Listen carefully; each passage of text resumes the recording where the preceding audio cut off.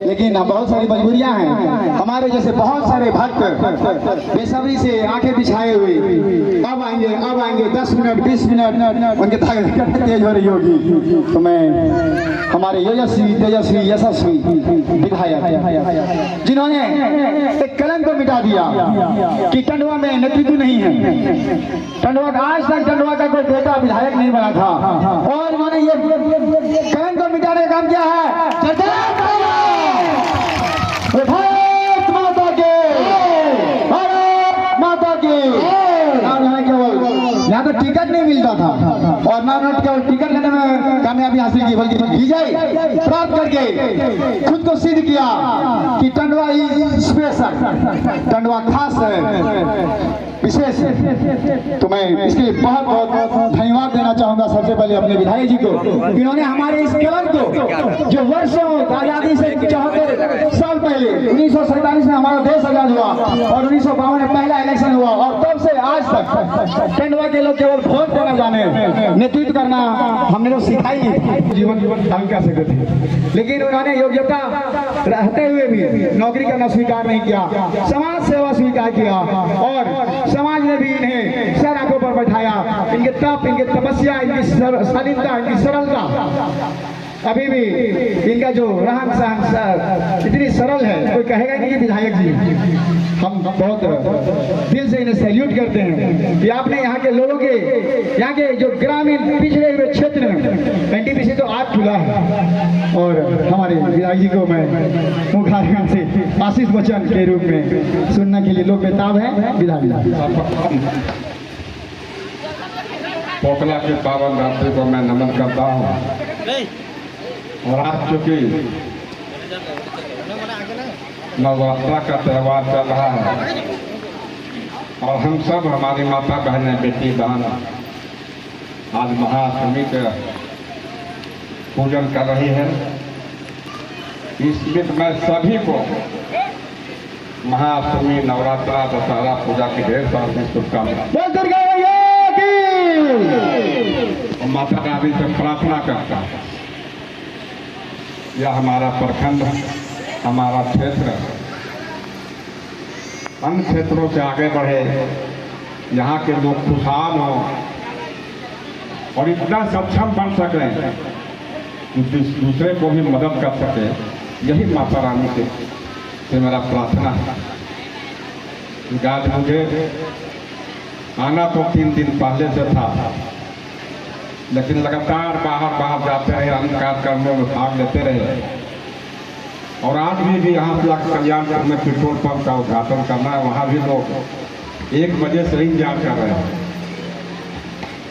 परंतु मुझे लगता है कि पोखला में यह मेरा तीसरा आगमन हुआ है, पहले भी आते रहा हूँ और यह गिनती गिनने का मतलब नहीं है, यह हमारा घर है, आना जाना लगा ही रहना चाहिए। और जहाँ तक विकास की बातें हैं, हम समझते हैं कि आज मेरे विधानसभा में कम से कम पुल के मामले में हर प्रखंड में जितना पुल चाहिए था, आज के समय में पुल का हमने जाल बिछा दिया। जो कबरा में बहुत बड़ा पुल बन रहा है टंडवा में। कबरा का बात तो है ही है। टंडवा प्रखंड में 3 पुल दिया है हमने और आज़ादी के बाद यह पहली बार हुआ। के साथ भी आइए, बहुत बहुत धन्यवाद। घर के बेटा को चुना, उसका साथ हमने निभाया, परंतु टंडवा के साथ ही नहीं निभाया, पत्थलगड्ढा के साथ भी निभाया है। पत्थलगड्ढा में भी 3 पुल देने का काम किया और सड़क तो अब मिल नहीं रहा है बनाने के लिए। अगर कहीं होगा तो बता दीजिएगा, क्योंकि लगातार जब क्षेत्र में घूमते रहते हैं तो समस्याओं को नज़दीक से देखते हैं और तुरंत सामने लिखते हैं। ये को बोलते हैं इसका लिख के रखो, जब समय आएगा तो इसको कराएगा। तो इस प्रकार चाहे कालीकरण हो, चाहे किसी सड़क हो, चाहे पुल पुलिया का मामला हो, हर दृष्टिकोण से जहाँ का विधायक मंत्री के रूप में अपने क्षेत्र में प्रतिनिधित्व कर रहा हो, वहाँ जितना काम नहीं हुआ है उतना हमारा सिमरिया विधानसभा क्षेत्र में काम हुआ, क्या आप देखने से पता चला। और आज के समय में इस महती कार्यक्रम ने कि कार्यक्रम का संचालन शिक्षक तो राष्ट्र निर्माता होते हैं। अब शिक्षक से ना कोई पारा है ना कोई पारेगा। तो गुरु जी भी आज हम लोग को बढ़िया से घुमा रहे हैं, लेकिन इनकी विद्वता और इनकी कार्यकुशलता, इनकी वाणी लोगों को आकर्षित करता है। इनकी वाणी में वो ताकत है, जहाँ भी जाते हैं लोगों को अपने ओर आकर्षित करते हैं। अभी कुछ दिन पूर्व हम लोग एक मेला में गए थे, दासी महोत्सव। गुरु जी को लग रहा था हम भूल गए। दासी महोत्सव में भी हमने बहुत कुछ देने का काम किया है और मेरे दिल में चल रहा है उसको पर्यटन के क्षेत्र में विकसित करना है।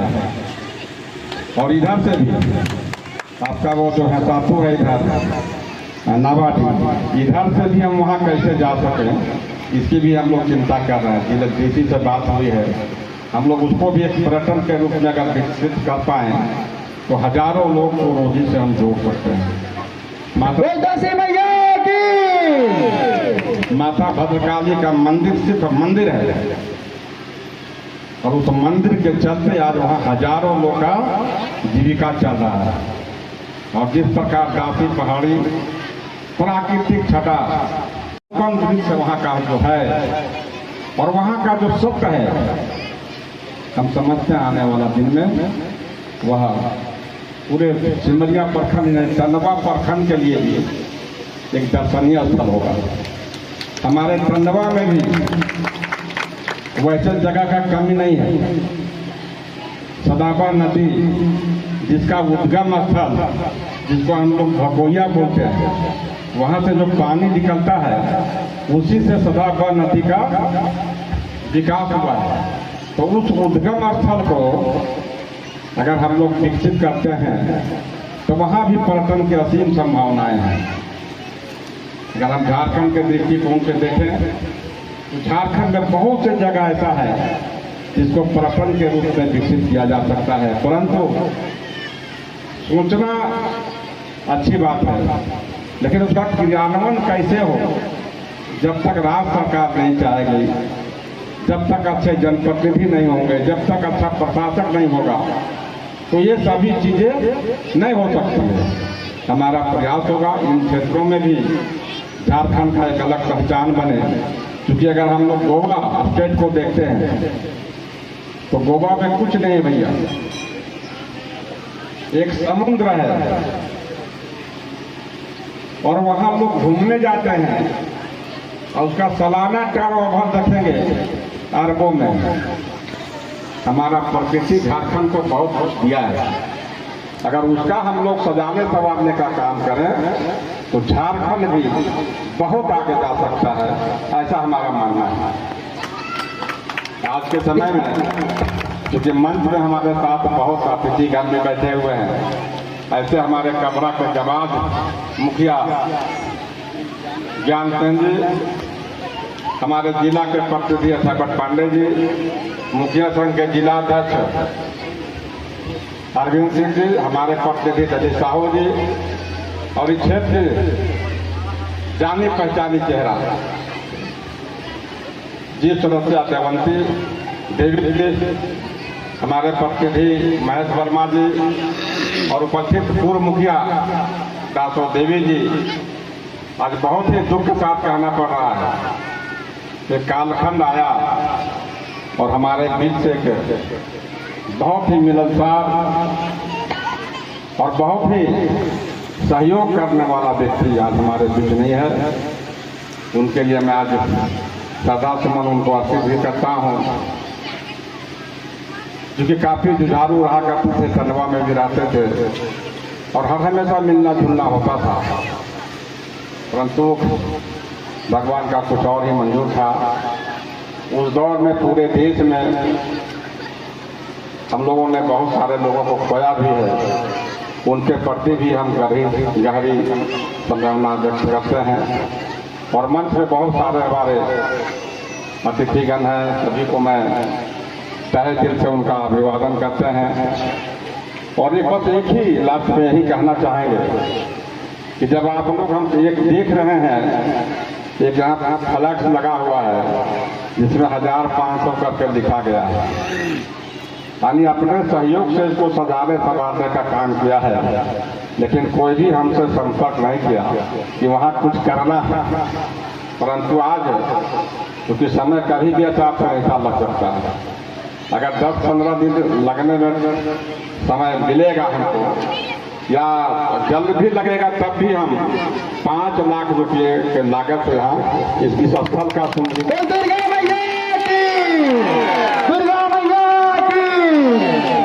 क्योंकि हम जहाँ जाते हैं कुछ ना कुछ देने का काम किए हैं। आप भी पहले मिलते तो शायद पहले देते आपको, अब हमको देने में देर हो रहा है, इसलिए देर हो रहा है कि आपने मांगने में देर किया। चलिए आपके खबर में फिर से आप तमाम लोगों को मैं फिर से नवरात्रा की ढेर सारी बधाई देता हूँ, शुभकामना देता हूँ।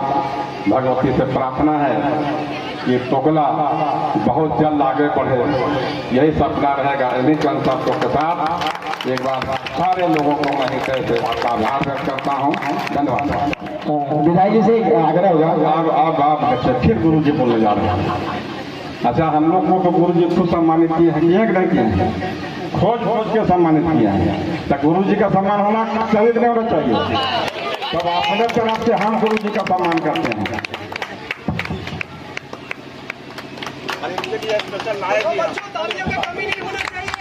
और हमारे बेहता शिक्षक के हमारे विधायक की स्वागत करें, तो तालियां से स्वागत करें। प्रेम से बोलिए दुर्गा महारानी की, सच्चे दरबार की, टोकला सकल समाज की, बुढ़वा महादेव की।